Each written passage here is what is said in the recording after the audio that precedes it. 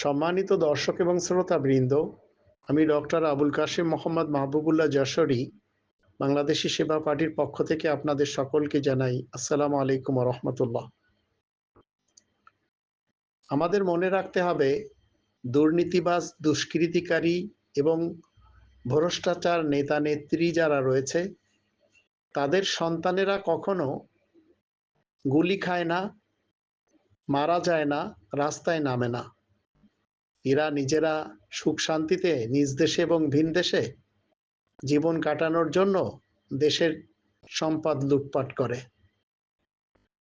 তাই এমনদের সাথে যদি আপনি আমি দিতে থাকি, তখন আমাদের মনে রাখতে হবে এরা সবাই মূলত রব্বানিতন্ত্রের শত্রু। এরা গণতন্ত্র, রাজতন্ত্র, সমাজতন্ত্র কিংবা মূল্যতন্ত্র মেনে চলে।